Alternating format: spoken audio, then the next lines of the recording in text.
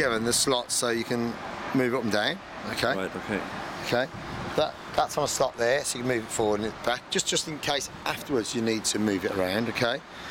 Literally, you can place it on there like that, and that there.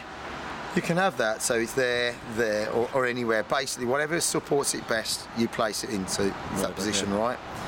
If you rough that off, that's the gluing point, okay? And if you rough that down there as well, and when that goes on, that will fit on there. P40 glue or something, is it? I'd use Sikaflex. Sikaflex. Yeah, yes, Sikaflex.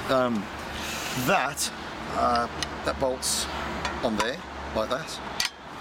Okay. There's a huge washer. So what happens is, if you use a normal washer, what will happen is when you tighten that down, yeah, fold in. That'll fold in and just centralise it every time. So you use that one and it doesn't. Okay. So literally, you've got slight adjustments on these. Okay. And then if you need any major adjustment afterwards, you can move it slightly.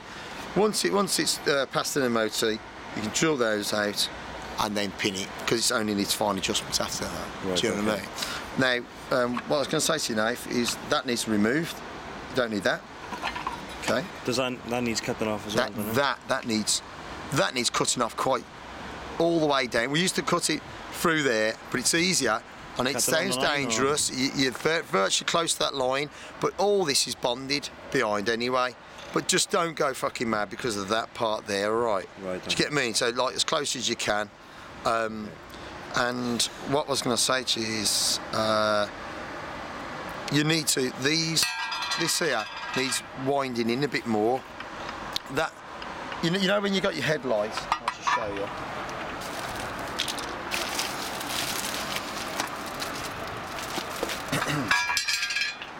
It's a bit fidgety, okay, simple as it is fidgety. Now, you can't have it so the glass touches there like that, okay? Right, okay. It's got to be back about there, you see. Right, okay. Okay? So what I'm saying to you is, you need to wind that so it probably comes, so the thread goes beyond that ridge there. Right, okay. So it's probably about here. Okay? So, literally, that,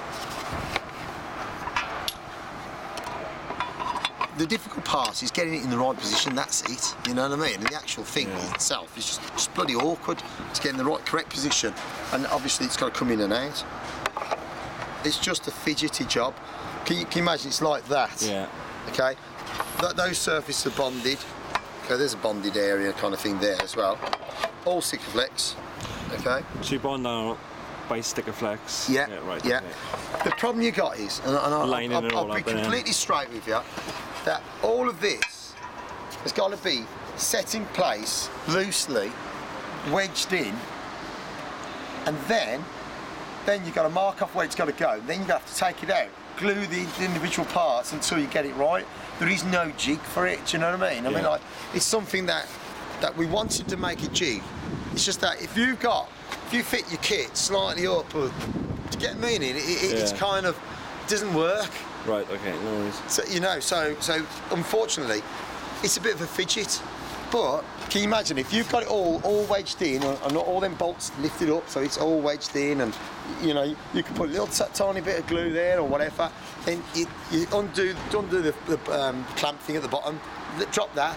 You can unbolt it, take that out, drop that, pull it out with all the light on that. All right, and then literally shove your Sikaflex down it and glue it properly. Okay. Do you know what I mean? Yeah. But having said that though, if you got it all wedged in, you do a dry fit first. You think, well, that's going to be how it is. You can put the Sikaflex in, have them so they bolt it down. Sikaflex takes ages to go off anyway. Push it up, get in the right position, let it go off, and that's gone then. Yeah. All I'm saying to you is do a dry fit first, because it's dangerous otherwise. Yeah. But also, make sure you put all this together and finish this first. Yeah. Assemble it all. Assemble all this. So assemble it. That's all it is. Paint this. Yeah. What we found is that we scotch the whole lot first. Okay. Scotch even this. Yeah. This is the easiest way of doing it. But it sounds like it's easy just to paint them. It isn't. It's easier to scotch the whole lot and then spray silver. Just dusty coats, okay, because the actual skidder is like aluminium, so it just looks like a dullish like silver. It's not a shiny silver. Yeah, so dust coats of silver, because your dust coat will go down there, okay. So once that's dust coated, then let it go off completely, the paint. Then you know the fine line tape that I said to get. Yeah. So it's just nice thin. You can buy it in like 5mm, 6, 8mm, or 12mm.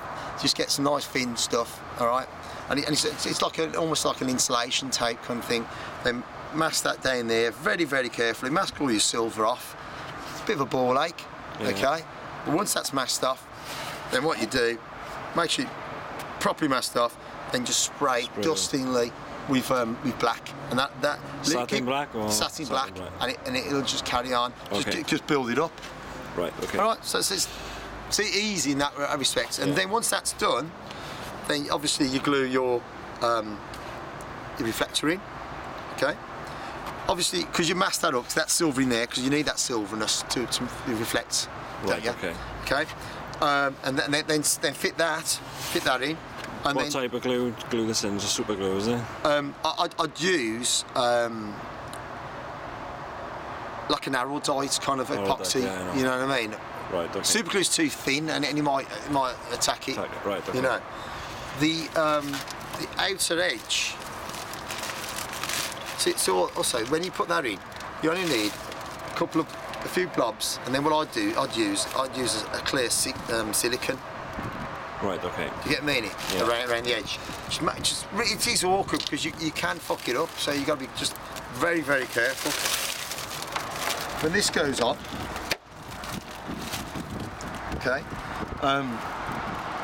I personally think is, wait, if you put a drill there and a drill hole there, okay, screw them together, or little tiny bolts, right? Yeah. There and there, okay, then mark off all around here, unbolt it again, cut that down, because you've got to get this in and out, and you don't need that, okay? Okay, yeah. Right, I'll give you some little P-rubber, and what I do is, instead of putting P-rubber around here, I use the P-rubber and stick it underneath here. I clean this down and I stick it underneath there. The reason why is if your light is slightly out, then you still see the same amount of rubber.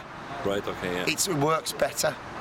Okay, because otherwise, if it's slightly out, you won't notice. If the rubber's in the correct place, it gives a perimeter. Right, okay, yeah. Does that make sense to you? You know? Okay. Perhaps.